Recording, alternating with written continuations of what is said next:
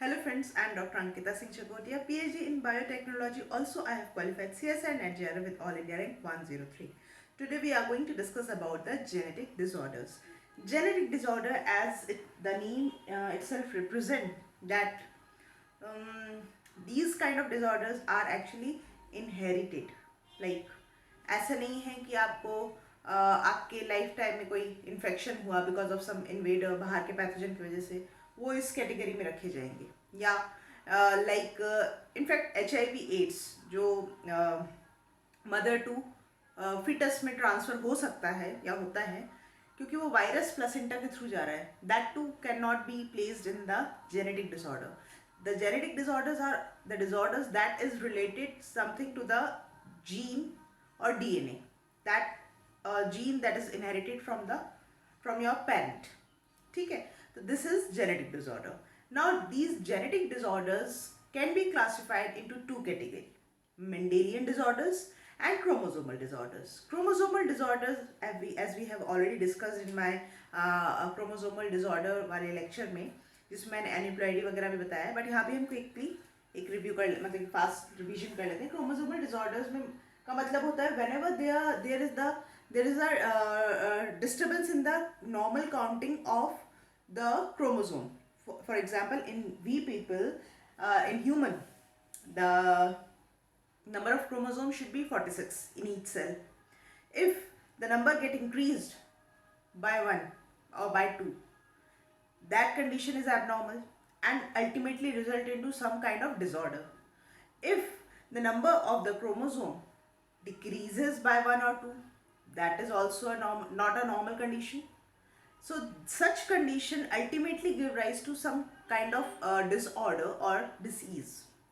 ठीक है, सो ऐसे डिसऑर्डर्स को हम क्रोमोसोमल डिसऑर्डर कहते हैं और ऐसी कंडीशन को हम एन्यूप्लॉइडी कहते हैं. ठीक है, देखिए ये एक नॉर्मल कंडीशन है कि भाई हमारे पास 46 क्रोमोसोम है, अगर इससे कम हो जाए, लेस हो जाए तो भी गड़बड़ है, और एक्सेस में 2 से 3 हो रहे हैं वो भी गड़बड़ है. ठीक है, तो chromosomal disorder.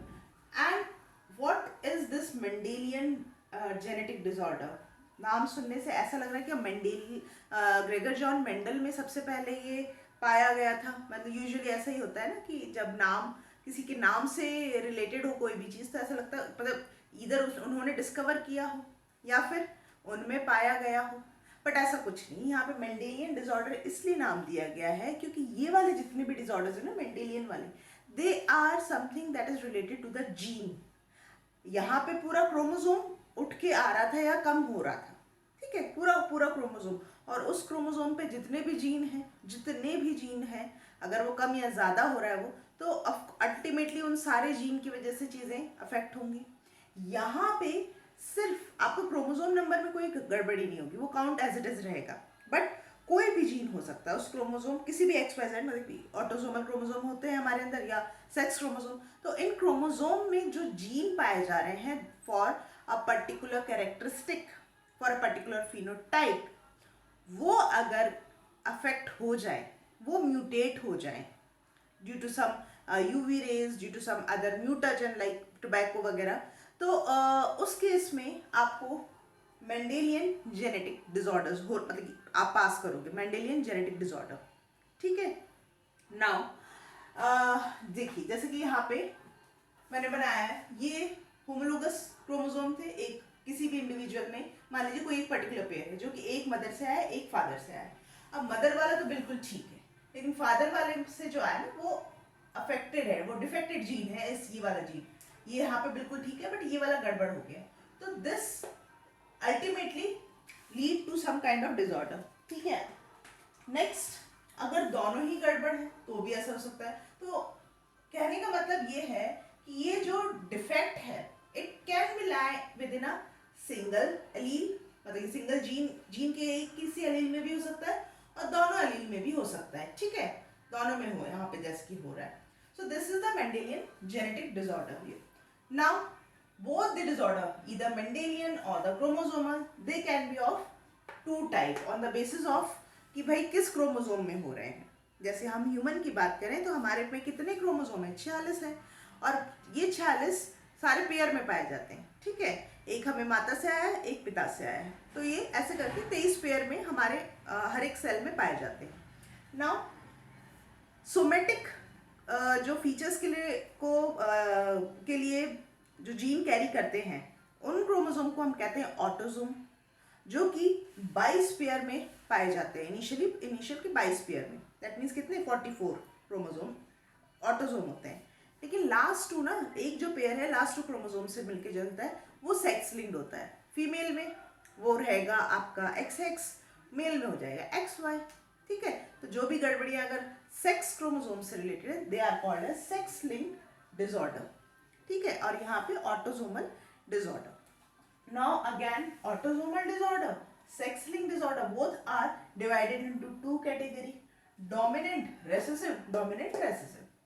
If we talk about the autosomal dominant disorders, then example इसके जैसे Marfan disease, Huntington disease. और क्योंकि नाम क्या आ रहा है यहाँ पे देखिए, डोमिनेंट, नाम से ही पता चल रहा है कि डोमिनेंट है।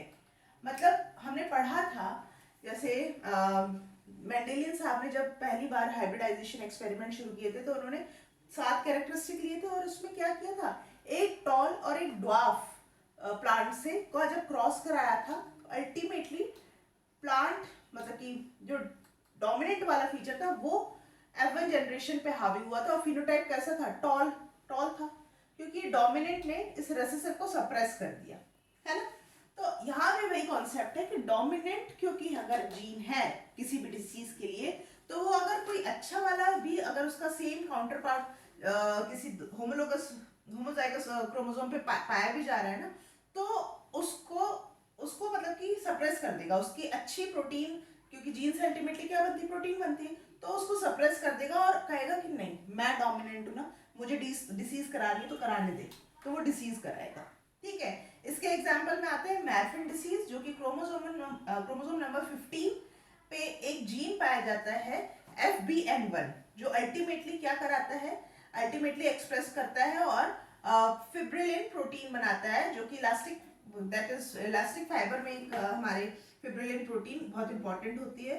This fibrillin protein of elastic fibre is present within our connect, हमारे बॉडी में जो कनेक्टिव टिश्यूज हैं उसमें पाया जाता है। अब अगर यही नहीं बनेगी तो कनेक्टिव टिश्यू उतना अच्छा नहीं होगा, डैमेज मतलब खराब होगा। तो क्या होता है कि इस डिसीज में ना एबनॉर्मली आपके हाथ बहुत लंबे होते हैं, फिंगर्स बहुत लंबी होती हैं, मतलब टोटली आपका जो स्ट्रक्चर होता है it's not normal, it's abnormal. ठीक है, बिकॉज ऑफ दिस डैमेज्ड और अनस्ट्रक्चर्ड कनेक्टिव टिश्यू की वजह से। दूसरा हंटिंगटन डिसीज है, that is related with the chromosome number 4। इसमें इंटेलेक्ट मतलब ब्रेन आपका नर्वस सिस्टम अफेक्ट होता है, मेनली आपका इंटेलेक्ट लेवल उतना अच्छा नहीं हो पाता, आप डेवलप नहीं कर पाते हो, मतलब आपका ब्रेन उतना अच्छा डेवलप नहीं कर पाता है। So this is the dominant autosomal disorder. Now if we talk about the recessive, as the name itself represent that the recessive condition. So in this case ना, अगर एक ही अफेक्टेड जीन है तो और ये वाला मान लीजिए सही है, तो काम नहीं बनेगा, दोनों ही खराब जीन आने चाहिए, क्योंकि रेसेसिव है ना। डोमिनेंट अगर अच्छा वाला जीन अगर प्रेजेंट है और वो उसको सप्रेस कर देगा कि नहीं मैं अच्छी प्रोटीन बना रहा हूँ, तो चुप रहे, तो डिसीज नहीं करेगा। लेकिन अगर दोनों ही गड़बड़ आ जाते हैं तो उस केस में ऑफकोर्स ये डिसीज करता है। इसके एग्जाम्पल में आते हैं सिकल सेल एनीमिया, थैलेसीमिया, फेनाइलकीटोन्यूरिया। ये सारे डिसीज ना हम एक एक करके एक सेपरेट लेक्चर में हम पढ़ेंगे, यहाँ बहुत ज़्यादा इसके डिटेल में नहीं जाएंगे। ठीक है, अभी आप इन क्या होते हैं उनसे आप देख लीजिए। ठीक है, sex linked, now as I have already told you, XY and XX chromosome से रिलेटेड होते हैं। इसमें भी डोमिनेंट रेसेसिव है। डोमिनेंट का अगेन वही फ्रेजाइल एक्स सिंड्रोम, जैसे कि नाम में ही आ गया X, तो ये किसमें, दोनों में ही पाया जा सकता, क्योंकि फीमेल में XX होता है और मेल में XY होता है। तो एक X भी गड़बड़ है ना, मान लीजिए ये डैमेज है, ये वाला गड़बड़ है, और XY मेल में X गड़बड़ है, तो ये मेल फीमेल में भी कॉज होता है, मतलब फीमेल में भी फ्रेजाइल एक्स सिंड्रोम हो सकता है और मेल में भी हो सकता है। रेसेसिव का बात करें तो अगेन वही, दोनों ही खराब आने जरूरी है। एक्स लिंक्ड, इसलिए इसका एक और एग्जांपल है एक्स लिंक की। अगर बात करें तो X link can also be called as criss cross inheritance. Criss cross inheritance क्या होता है, ये वैसे मैं अपने पिछले लेक्चर में बता चुकी हूँ पेडिग्री एनालिसिस वाले में, बट फिर भी हाँ मैं बताऊंगी। क्रिस क्रॉस मतलब ये होता है कि जैसे फादर से, ठीक है, एक क्रिस क्रॉस मतलब क्रिस क्रॉस में क्या होता है, एक इस तरह का स्ट्रक्चर बनता है ना, तो एक फादर से उसकी डॉटर में, मतलब ये उसकी डॉटर में जाता है, ठीक है, और डॉटर से फर्दर फिर इसके नाती में जाता है, ठीक है। तो this is kind of condition की क्रिस क्रॉस डायरेक्टली ना, क्रिस क्रॉस ये अपने सन, अगर इस जनरेशन में मान लीजिए इसका बेटा भी हुआ है तो बेटे को नहीं करता, ये बेटी को करता है, और फिर बेटे के जो बेटा होगा उसका उसके जीवन में तबाही मचाता है। तो this is called as criss cross. इसका मैं अच्छे से बता चुकी हूँ अपने पिछले टॉपिक में, बट आने वाले जब हम ये बात करें कलर ब्लाइंडनेस और हीमोफीलिया, उसमें और अच्छे से डिटेल में मैं बता दूंगी। सो this is all about the genetic disorder. अच्छा एक चीज़ और, मेंडेलियन जेनेटिक डिसऑर्डर मतलब मेंडेलियन नाम क्यों रखा गया, वो बात शायद मिस हो गई थी। मेंडेलियन क्योंकि अगर आप लोगों को याद हो, लॉ ऑफ जेनेटिक्स में पहला जो था लॉ ऑफ डोमिनेंस, ठीक है, मतलब मेंडल साहब ने क्या बात की थी कि जो भी ट्रेट्स हैं, जो भी कैरेक्टरिस्टिक है, they all are because of the expression of some factor. बाद में पता चला ये फैक्टर जीन है, ठीक है। दूसरी बात उन्होंने ये की थी कि भैया एक फैक्टर जो होता है ना, मतलब ये फैक्टर पेयर में रहता है, और एक फैक्टर जो है वो डोमिनेंट रहता है और दूसरा रिसेसिव सा रहता है। तो डोमिनेंट वाला जो होता है ना वो हावी होता है और वो एक्सप्रेस करता है, और रिसेसिव वाला सप्रेस कर जाता है। तो जैसे कि हमने यहाँ पे डोमिनेंट रिसेसिव में यही देखा, और जेनेटिक मतलब यहाँ पे हम यही देख रहे हैं कि अगर जो डोमिनेंट वाला जीन है वो रिसेसिव वाले को हप कर देता है, हप मैं करूँगा, तो this is something related to gene, that's why इसको मेंडेलियन जेनेटिक डिसऑर्डर नाम दिया गया। ऐसा नहीं था कि मेंडल साहब में सबसे पहली बार उनमें कोई और डिसऑर्डर देखा गया था, ऐसा नहीं था। उनके लॉज से ही चीज़ें कहीं ना कहीं रिलेट कर रही थी, उन्हीं की जो खोज थी उन सब से चीज़ें रिलेट कर रही थी, इसलिए नाम दिया गया मेंडेलियन जेनेटिक डिसऑर्डर, ठीक है। So this is all about the genetic disorders and their type and further their subtype. So आगे हम इन डिसीज़ के बारे में इंडिविजुअली एक एक करके हम लेक्चर बनाएंगे और डिस्कस करेंगे। सो मिलते हैं आगे के लेक्चर के साथ में। अगर मेरा आज का लेक्चर अच्छा लगा हो तो please hit the like button, share this video with your friend and please subscribe my channel. मिलते हैं आगे के लेक्चर के साथ में। Till then stay safe and stay blessed. Bye bye.